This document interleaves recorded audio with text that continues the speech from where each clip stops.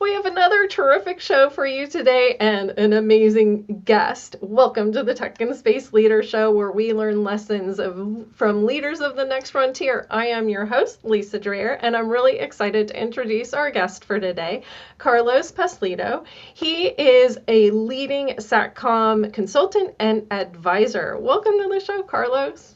Thanks, Lisa, and thanks a lot for the invitation. Appreciate it. Excellent. Thank you so much for being here. Maybe we can start by having you give a little bit of background on yourself and the consulting services that you offer.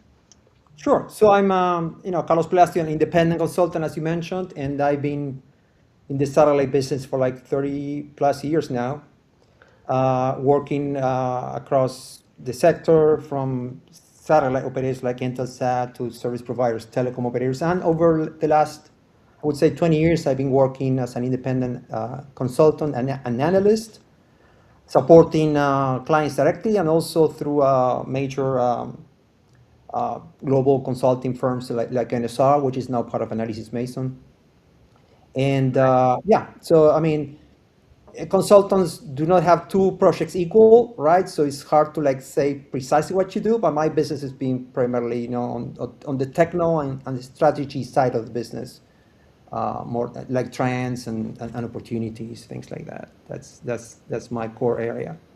Excellent, excellent. So you also were very involved in the development of the non-geo constellations analysis toolkit, or NCAT. Is that how you say it? And do you say NCAT? Yeah. That's correct. Um, and can you maybe briefly explain what that is and how that kind of came about? I think that came about through NSR, that's now part of Analysis Mason, correct? That's correct. Yes. I mean, the way it was developed, it was like, I would say maybe like 10 years ago, we were working on consulting projects about potentially available in the future back then, broadband constellations, although back then O3 was already up and running. But when it comes to LEO constellations, there were no constellations in space yet. But we were already working on projects, and we actually realized we needed to develop tools for ourselves because we didn't have the way to assess and benchmark constellations through then traditional, geostationary lenses. It's a very different business. There's dynamics, how the technical business economics works.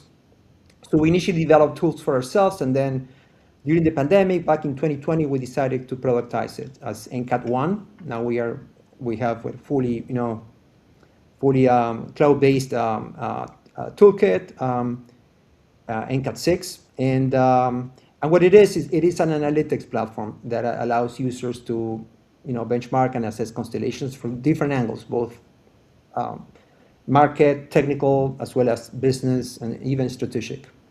So that's what it is. Wow. Okay. So as you went through all of the versions and now version 6, it sounds like that's what you're on. What have been the most, I guess, exciting new features that have been added? Well, I mean, we are obviously piggybacking on the AI trend. So we launched an AI agent that allows users to extract insights, to interpret insights, even write reports for them.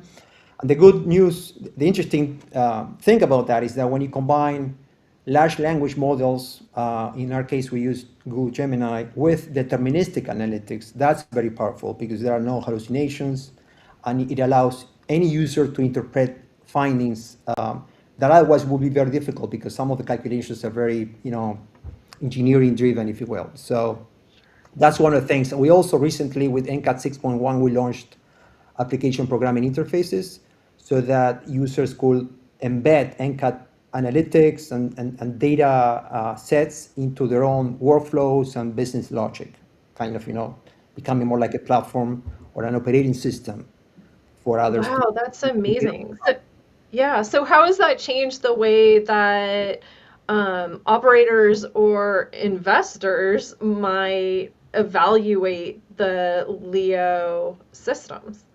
Well, I mean, with NCAD, the good thing about NCAD is that it allows, as you mentioned, investors, strategies, for example, to run technical calculations without understanding all the background calculations that are going on, right? It's almost like driving a car without understanding necessarily understanding the mechanics of a car. Right. So that makes it very easy for anyone to run very accurate and factual analysis that would otherwise maybe require weeks of work with other teams, right, running on other tools. It's being a web-based application from the user's point of view. It's very easy to interface with and to extract insights from. Right, right, right. So I guess beyond Starlink that, everybody knows about that, are there a couple of emerging constellations, LEO constellations that are perhaps showing up as surprisingly competitive through using the NCAT analysis? Well, NCAT allows you to essentially, benchmark and analyze any constellations, both current and future. I would say that the other, I mean, obviously outside, SpaceX and Amazon, you have, well-established operators that are making a very good transition towards non-GEO, SES being a prime example. In fact, SES with O3b was the very first non-GEO broadband constellation back in 2013, I think. So from that point of view, they have, and it's interesting when it comes to MEO because the dynamics of MEO is that as you have more MEO, you don't need many satellites to have continuous service, unlike LEOs where you need a lot. And then as you have more satellites, you can get into a very interesting virtual cycle with, better look angles and better addressability, etc. So I'm still bullish on MEO, but every orbit has its place, as they say. So it's not like one or the other. But that would be one. Obviously, Viasat is another major player. It's not an emerging one. They've been around for a long time. And it's interesting what they are trying to do with regards to coming up with a kind of, coalition of players, each one kind of, coming with their own MSS spectrum for a direct-to-device global, ecosystem, which is, I think that's a key area of focus. Ecosystems, that should be a key area of focus for these Right, right. others, AST and others that are also online. How does the analysis work across orbits? So it sounds like it's not just LEO, but also MEO. That's correct. You have LEO, MEO, and GEO. I mean, depending on the altitude, essentially. For a long time, when it comes to communications, GEO was the only orbit. It was a geostationary equatorial orbit, meaning that it had satellites, around the equator, 37,000 kilometers away, which higher latency, but also simplicity, right? Because those orbits have the characteristic that they rotate at the same speed as Earth, so they appear stationary, and that's why they're called geostationary. MEO so far has been equatorial MEO, excuse me, but SES, for example, with the M-sphere, they will get, which is the next generation MEO system, they also get into inclined orbits so that they can also cover the poles. And LEO and VLEO, even very low Earth orbit, which is what you see today with, for example, Starlink mobile satellites. Those are orbiting at similar altitude as the International Space Station, 400 kilometers, 300 kilometers. And the problem with that is that the lower you are in altitude, the more satellites you need for a continuous service. You have those trade-offs in satellites that are very interesting, I would say. Right, right, right. For a commercial entity that is considering a major investment in a new satellite system, how does the NCAT analysis tool help them, I guess, de-risk that? Oh, well, by essentially assessing constellations factually, that's the best way to the risk, right? Because as I said before, analyzing constellations, uh, it's not simple. It's not that you can do it statically. You actually need to simulate the constellation as satellites move around, how many satellites you see, what's the distribution of demand versus the feasible supply, and that's all very dynamic because it also depends on the neighboring areas. It's very dynamic. So the only way to do that is to do it right, essentially. And if you can do it right and do it easily, that is the way to de-risk and make decisions faster and more confidently. So, Sure. so that's key. And not only for investment, also for partnering, like telcos that need to partner with satellite operators or invest in satellite operators, like what you've seen with AST. Many telcos have invested into AST. It's Right, key to right. understand, how these things work at And you don't need to understand the technical level because it's all, although NCAD is all, it's bottom up. Uh, at the end of the day, all the business is driven by the technical analysis behind the scenes. Right, right, right. What role do new regulatory regulations? What role do new regulations, I guess, play in all of this? And is that part of the analysis?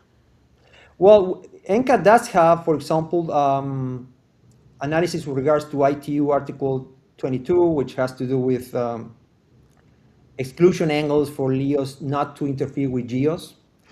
The LEO to LEO interference, I think, is more like currently conducted on a case by case basis. There is, as far as I know, there is no like an ITU umbrella that dictates that, although that should be there, as you mentioned, regulatory wise in the future. And yeah, there. I think the regulatory, like in any industry that is moving so fast, the regulatory landscape has to do some catch up, right? And it's not just about a global, but also locally for direct to device. You may have like a country with different rules than other countries, like the UK has different power flux density limits than the US, for example, for direct to device. So it's very dynamic now, but yeah, there's a lot of work to do with regards to regulation, both on the collision avoidance front as well as interference avoidance. Of course, of course. On that kind of international perspective, what are some of your general views on just the idea of sovereign LEO constellations and what challenges, I guess, did you see countries facing as they consider the rollout of their own LEO or VLEO constellations? Well, I guess the main problem with LEO or VLEO is that you need to be a global player regardless of what areas you're focused on. Unlike GEOs, where you could have a satellite covering a region or a country fully, with LEOs and even more so with VLEOs, you need hundreds, if not thousands, of satellites, regardless of what areas you're focused on. So that's the main challenge, because even if you have a rich country that is willing to deploy a global constellation, to make it sustainable, you need to open up markets pretty much globally. So Yeah. at the end of the day, that's the reason why you need. I mean, these mega constellations are driven by major, space powers like the U.S., China, European Union.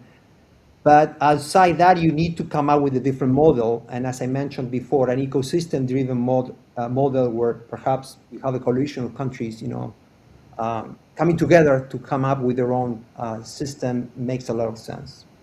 Absolutely, absolutely. You mentioned direct to device or D2D earlier in our conversation.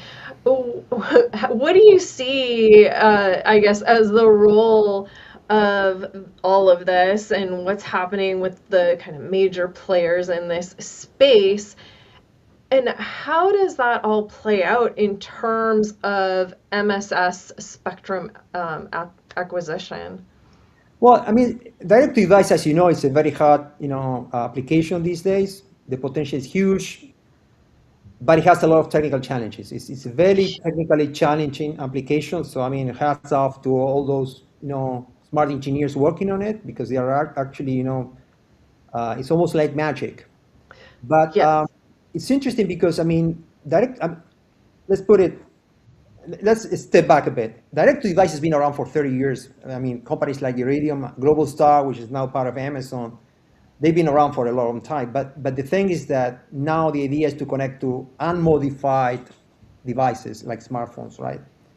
Which have a very weak, signal, isotropic antenna. So connecting that to satellite is a major technical issue. And what started off as an alternative to connect users in areas where there is no cell towers nearby, using mobile operator spectrum, interesting enough, now it's coming full circle to MSS band, as you mentioned again. So it's like the bands that Iridium and Global have been using are now very attractive, right, to the AST Space Mobiles, the Amazons and SpaceX of the world, and the Viasats, to say, okay, now we can use a globally harmonized spectrum that we don't risk, interfering with cell towers, right? So Yeah. you see kind of a convergence between MSS-driven direct-to-device and MSS direct-to-device. The problem with MSS though is that many devices do not yet support MSS. Yeah. So device manufacturing has to catch up with that, but that's the direction things are taking. And you see now with, for example, with the acquisition of Amazon of Globalstar, I'm sure there is some kind of agreement with Apple, right? That was actually an investor in Globalstar to fully support these bands or additional bands that Amazon may add to the constellation in the future. There's Yeah. a lot of Yeah. conversions going on, I would say. True, true. Yeah, I was fortunate to be able to participate in the T-Mobile beta test of the satellite direct-to-device, and well, honestly, it was kind of hit or miss. So yeah, we'll see how that all develops. Yeah, because back then there were not as many satellites. As they put on more satellites up there, obviously the coverage per system goes up. Yeah, yeah, yeah. It was just a little bit less than a year ago. So yeah, Oh, it'll okay. It be was still it'll around be interesting to see. It'll be interesting to see how it all evolves over time. definitely. So, what do you think of orbital data centers? This is big in the Oh, news right now. Everybody's talking about it. What do you think? well, I'm not an expert on that. I mean, but I mean, from what I'm seeing and from what I'm hearing, yeah, it's obviously very interesting.